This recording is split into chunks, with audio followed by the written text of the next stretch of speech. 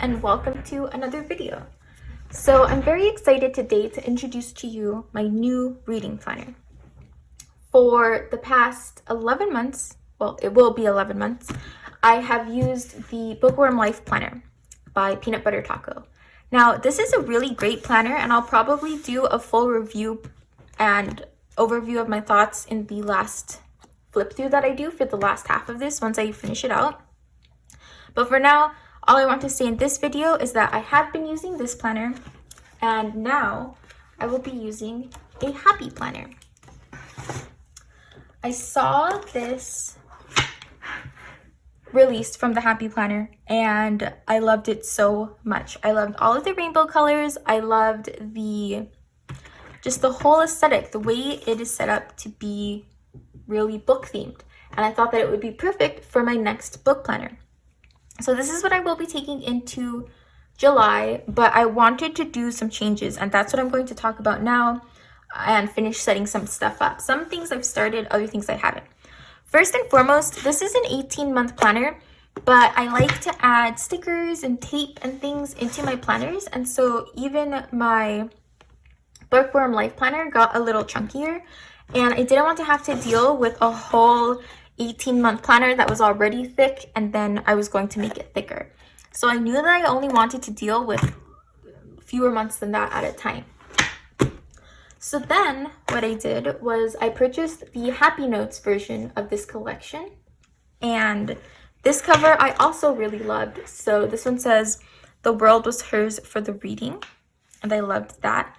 So I thought, okay, I'm going to use these Happy Notes for the discs, the cover, and then the notes pages inside of it I can actually use to supplement the spreads in this. That was another reason why I didn't want to keep all 18 months in here, because I knew that I wanted to add pages in. I wanted to be able to add a page in if I was planning for a readathon. I wanted to be able to add a page in summarizing the books I read that month.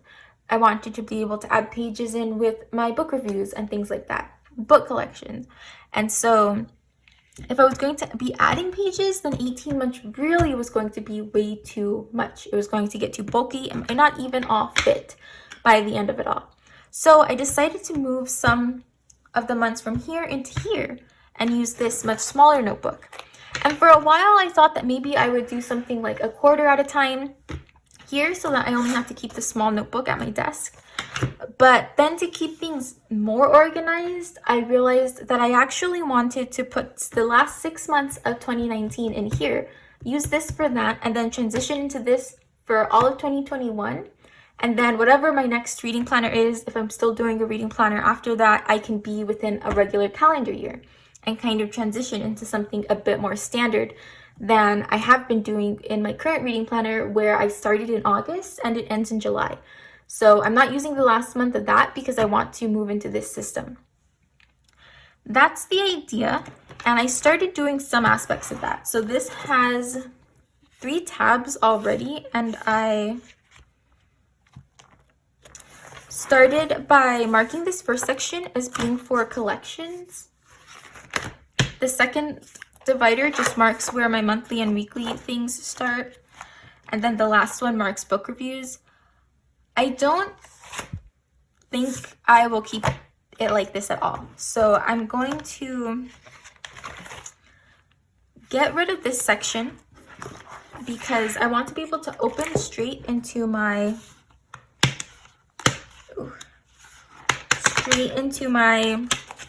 monthly and weekly views.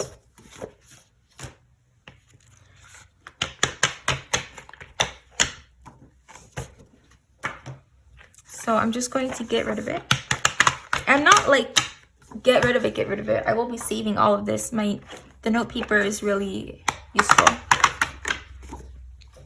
I want it to open here, and it says 2021, but it's really just the latter half of 2020 in here. Yes, and then these front pages I will probably move with me into the next planner once it's necessary, because I will be using these spreads to outline anticipated releases. So for example, August 4th, we just learned and the release of Midnight Sun. I am going to be reading that book. I'm looking forward to it. I'm really interested to see what I think about the Twilight series after so long. I have not read it in an incredibly long time. And the last time I read it, I think I was in like 8th grade. So reading it not only several years later, but in just a completely different space, like reading it as an adult, I wonder what I will and will not like about it. I also don't really fully understand what it's meant to do, like to have another book from Edward's perspective, but all the same things happen. I don't know. This isn't a Midnight Sun video, so I'll keep going. All right. So I have some sticky notes here, and some of these things I am going to keep as is. For example, this section here I want to use for a TBR. I've been doing them the past couple of months, and I really like it because it helps focus my reading. I don't have to think and choose after I read every single book what I'm going to read next, because I've already decided. So you take the big list of books that I have that I want to read. That's so big, it's just overwhelming. And then you narrow it down to a set of like 5 or 6 that I've decided I want to focus on in a particular month. And then it's much easier for me to just pick and choose from that list. Every now and again I add a book, every now and again I don't finish one, but essentially it is still much more focused than anything else. And I'm just gonna mark that in, that's what that section is for. Here, I want to use this for books acquired because I did like that section in the Bookworm Life Planner, but I didn't want to keep with the Bookworm Life Planner. Another reason why I'm moving away from the Bookworm Life Planner is that even though it was a very nice planner, for me at the moment, it's kind of expensive. It was $35-ish just for the planner, but then shipping was a lot. Shipping at the end of it, plus tax, I paid almost $50 for that planner, and it's definitely worth it. It's good, but is it worth it to the degree of quality that I need it? Not really. The paper is much thicker, but I don't do a ton of like sketching in my planner. I'm not layering it with markers. So I don't need the thickest paper in the world, and I don't really need it to be shipped to me. I need something that is accessible, I enjoy, right? I still want it to look nice, and it does what I need it to do. And the Happy Planner has slightly thinner paper, but it does what I needed to do. I didn't have to pay shipping. I went and I picked this up at Michael's. I used a coupon, and it was like $25 or something like that. And then I added stuff in after that, but it's also going to last me 18 months, whereas the other one was only a year long. So it's definitely more cost efficient for me, which is another reason why I decided to make the switch.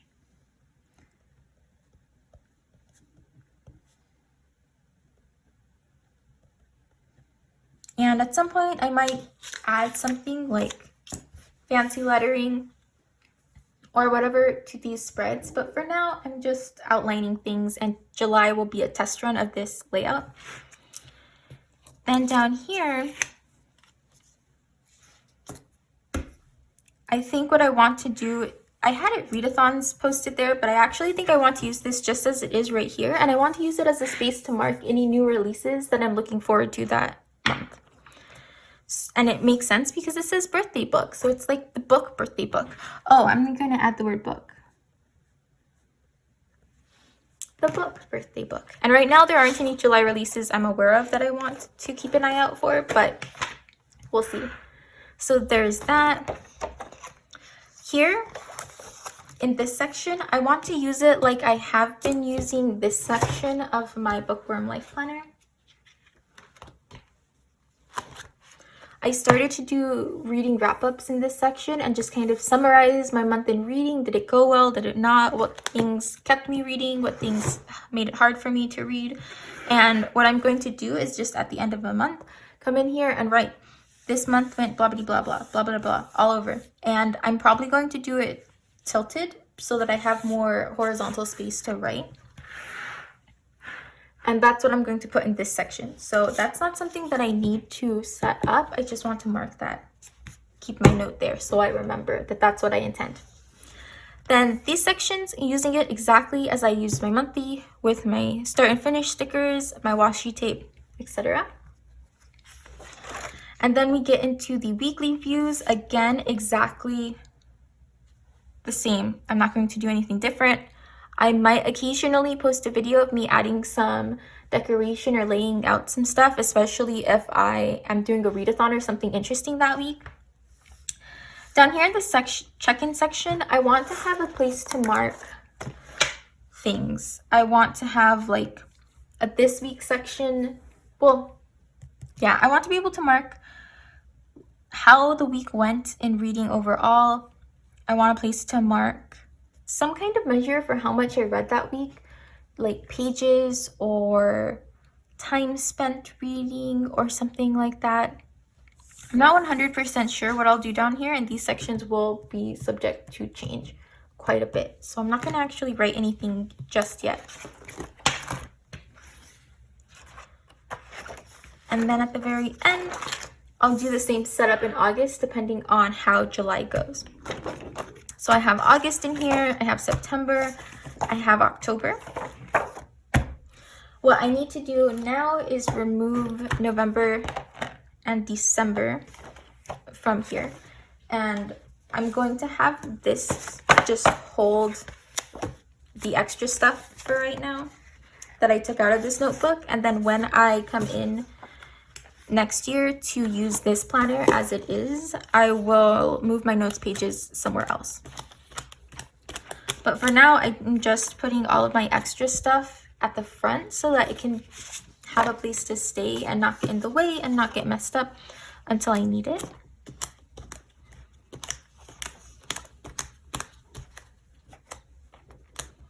And I have a couple of different types of notes pages. I have the kinds that came with the Bookish Be Happy Notes, which has this goldish yellow border and then the gold dotted lines. And then this was on sale when I was purchasing some stuff. It is some extra lined paper. It's rainbow lined and it has confetti on the border for one section and then rainbows stripes on the border for the other half. And so I like that. So I have a couple of different options for notes pages whenever I start to use those.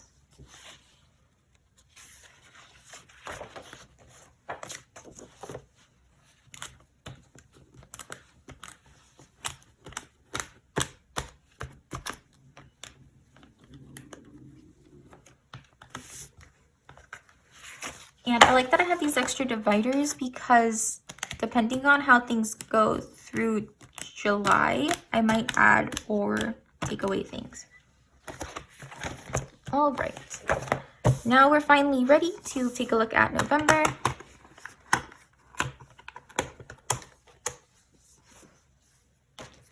And December.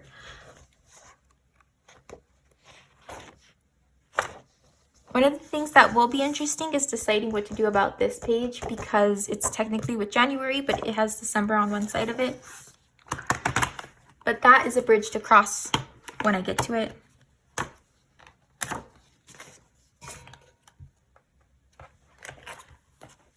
And then here I'm keeping January through December of the next year. If you haven't seen this planner, I'll just show you the divider tabs really quickly because they are really pretty and I like them a lot.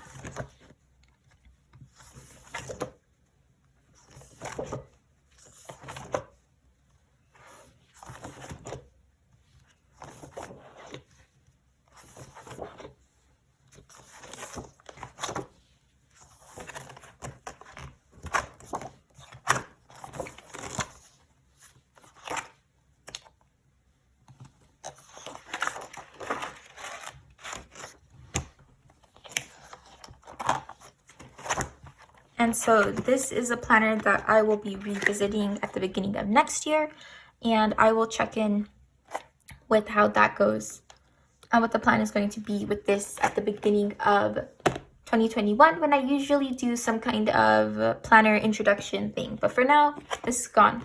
It's just going to go in the drawers where I store stuff. Now I can add November and December.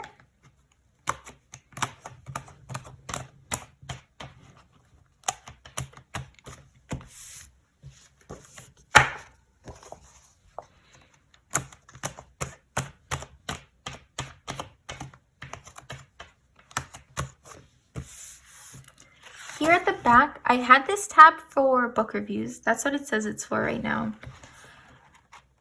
I'm going to keep it just like that for now.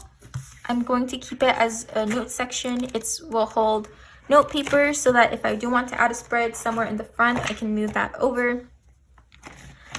And yeah, it's just going to be a placeholder for now. And so at this point, my happy notes is actually very small. I only have 6 months in here, just the latter part of 2019. I want to add a couple more book releases because there's one more that I know I'm looking for.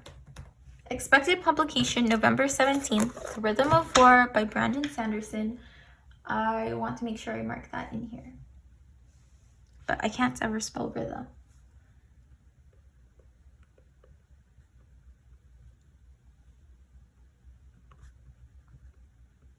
I think there are way more Y's in it than there truly are. There's that. And then I don't know if there's anything from my anticipated reads that I need to pull over. So that's come out. This is all in the first half.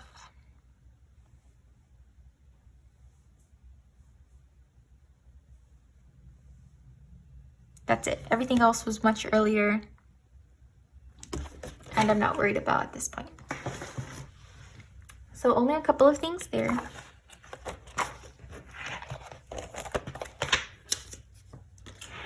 And that's really it. I just wanted to show it to you. I just wanted to explain what I would be doing in the future. There isn't really anything to set up. That's part of why I wanted to switch notebooks, because this is all dated. It has little subsections. Everything is here and it's ready. And I just wanted to let you know what I was going to be doing for my reading planner starting in July. Thank you so much for watching. I would be interested to know down in the comments what you're currently reading. I am in the middle of Ghosts of the Shadow Market by Cassandra Clare, and I am starting like in the first couple hundred pages of The Dragon Reborn by Robert Jordan. And yeah, I'm really excited to get into this. I'm a little worried about the plastic discs. I don't know if they're going to bother me. They squeak sometimes when I turn the page, and that's irritating, but I hope that it will work out. So yeah, these will be my reading planners in the next 18 months, and I hope to see you next time. Bye!